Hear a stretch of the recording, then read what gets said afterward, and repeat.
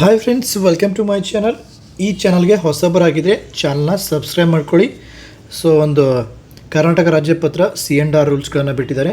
So PSTR, GPSTR, HSTR ಬಗ್ಗೆ ಮಹತ್ವದ ಮಾಹಿತಿ ಇದೆ ನೋಡಿ, ನಿಯಮಗಳು. ಸೊ ಇನ್ಮೇಲೆ ಇವೇ ನಿಯಮಗಳು ಎಲ್ಲ ಒಂದು ಟೀಚರ್ಸ್ ನೋಟಿಫಿಕೇಷನ್ಗೆ ಒಂದು ರಿಕ್ರೂಟ್ಮೆಂಟ್ಗೆ ಅಪ್ಲೈ ಆಗುತ್ತವೆ. 1ರಿಂದ 5ನೇ ತರಗತಿಯ ಒಂದು ಟೀಚರ್ಗೆ ವೇಟೇಜ್ ಯಾವ ರೀತಿ, ರ್ಯಾಂಕಿಂಗ್ ಯಾವ ರೀತಿ ತೆಗಿತಾನೆ ಅಂದರೆ 70% ಇಲ್ಲಿ CETಯಿಂದ ತೆಗಿತಾನೆ. ಆಮೇಲೆ TET ಪೇಪರ್ 1ರಿಂದ 20%, ಆಮೇಲೆ PUC ಎಲ್ಲಿ ಪಡೆದಂತಹ ಅಂಕಗಳಿಂದ 8%, ಆಮೇಲೆ ಡಿ ಎಡ್ ಬಂದಿರುವಂಥ ಅಂಕಗಳನ್ನು 2%ಗೆ ಕನ್ವರ್ಟ್ ಮಾಡಿ 100% ಮಾಡಿ ರ್ಯಾಂಕನ್ನು ತೆಗಿತಾನೆ. ನೆಕ್ಸ್ಟ್ ನೋಡಿ, ಇನ್ನು 4 ವರ್ಷದ ಪದವಿಯನ್ನು ಹೊಂದಿದರೆ ಸೊ ಅವರಿಗೆ ನೋಡಿ CET 70%, ಆಮೇಲೆ TET ಪೇಪರ್ 1 20%, ಆಮೇಲೆ BA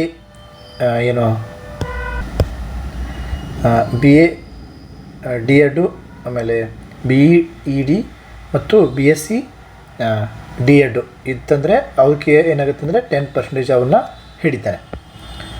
ನೆಕ್ಸ್ಟ್ ನೋಡಿ, 68 GPT ಪೋಸ್ಟಿಗೆ, ಈ 68 ಪೋಸ್ಟಿಗೆ ಡಿಗ್ರಿ ಕಂಪಲ್ಸರಿ ಆಗಿರಬೇಕು, DEd ಅಥವಾ BEd ಆಗಿರಬೇಕು ಅಂತ ಮಾಹಿತಿ ಇದೆ ನೋಡಿ. ಅದಕ್ಕೆ ತಕ್ಕಂತೆ ಮೊದಲನೇದಾಗಿ CET 70% ಹಿಡಿತಾನೆ ಇದಕ್ಕೆ, ಆಮೇಲೆ TET ಪೇಪರ್ 2ನ 20% ಹಿಡಿತಾನೆ ಮಾರ್ಕ್ಸ್ಗಳನ್ನು, ಆಮೇಲೆ ಡಿಗ್ರಿ ಮಾರ್ಕ್ಸ್ಗಳನ್ನು 8% ಕನ್ವರ್ಟ್ ಮಾಡಿ ಹಿಡಿತಾನೆ, ಆಮೇಲೆ DEd ಅಥವಾ BEdಗೆ ಸಂಬಂಧಿಸಿದಂತೆ 2% ಹಿಡಿತಾನೆ. ನೆಕ್ಸ್ಟ್ ನೋಡಿ, ಸೊ ಅದಕ್ಕೆ ಸಂಬಂಧಿಸಿದಂತೆ 4 ವರ್ಷದ ಒಂದು ಏನಾದರೂ ಒಂದು ಇಂಟಿಗ್ರೇಟೆಡ್ ಕೋರ್ಸ್ ಮಾಡಿದರೆ CET 70%, ಆಮೇಲೆ TET ಪೇಪರ್ 2ನ 20%, ಆಮೇಲೆ ಡಿಗ್ರಿ ಪ್ಲಸ್ DEd ಅಥವಾ BEd ಅದನ್ನು 10% ಹಿಡಿತಾರೆ.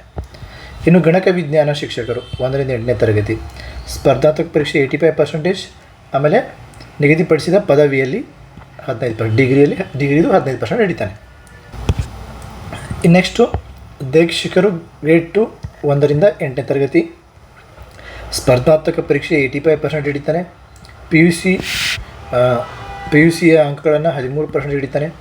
ಆಮೇಲೆ ದೈಕ್ಷಿಕಣದಲ್ಲಿ ಏನು ಸರ್ಟಿಫಿಕೇಟ್ ಮತ್ತು ಏನು ಕೋರ್ಸ್ ಆಗಿರ್ತಲ್ಲ, DPEd ಅಂತಂತಾರಲ್ಲ, ಅದನ್ನು 2%ಗೆ ಹಿಡಿತಾನೆ. ಇನ್ನು ಪ್ರೌಢಶಾಲಾ ಶಿಕ್ಷಕರು ಅಂದರೆ ಹೈಸ್ಕೂಲು ಶಿಕ್ಷಕರು, ಅವರಿಗೆ 85% CETಯಿಂದ ಹಿಡಿತಾನೆ, ಆಮೇಲೆ 13% ಡಿಗ್ರಿ ಪರ್ಸೆಂಟೇಜ್ ಹಿಡಿತಾನೆ, ಆಮೇಲೆ BEd ಇರ್ತಲ್ಲ ಅದನ್ನು 2% ಹಿಡಿತಾನೆ. ಇಲ್ಲಿ TET ಅವಶ್ಯಕತೆ ಇಲ್ಲ, TET ಪಾಸ್ ಆಗದೇ ಇದ್ರೂ ಇಲ್ಲಿ ನೀವು ಅಪ್ಲೈ ಮಾಡ್ಬೋದು HSTRಗೆ, ಇದಿಷ್ಟು ನೀವು ಕ್ವಾಲಿಫಿಕೇಷನ್ ಹೊಂದಿದರೆ. ನೆಕ್ಸ್ಟು ದೈಕ್ಷಿಕರು ನೋಡಿ, ಅವ್ರದ್ದು 85% ಹಿಡಿತಾನೆ CETಗೆ, ಆಮೇಲೆ ಡಿಗ್ರಿ ಪರ್ಸೆಂಟೇಜ್ 13% ಹಿಡಿತಾನೆ, ಆಮೇಲೆ ಅದು BPEd ಇರುತ್ತಲ್ಲ ಆ ಒಂದು BPEdನ್ನು 2%ಗೆ ಹಿಡಿತಾನೆ. ಸೊ ನೆಕ್ಸ್ಟ್ ನೋಡಿ, ವಯೋಮಿತಿ ನೋಡಿ, ಪರಿಶಿಷ್ಟ ಜಾತಿಗಳು SC ಮತ್ತು ಪರಿಶಿಷ್ಟ ಪಂಗಡ ST, ಪ್ರವರ್ಗ 1 ಮತ್ತು ಅಂಗವೈಕಲ್ಯ ವ್ಯಕ್ತಿಗಳು 45 ವರ್ಷಗಳು ಗರಿಷ್ಠ, ವರ್ಗ 2A 2B, ವರ್ಗ 3A ಮತ್ತು 3Bಗೆ 43 ವರ್ಷಗಳು, ಸಾಮಾನ್ಯ ಅರ್ಹತೆ ಅದಕ್ಕೆ GMದವರಿಗೆ 40 ವರ್ಷಗಳಿವೆ.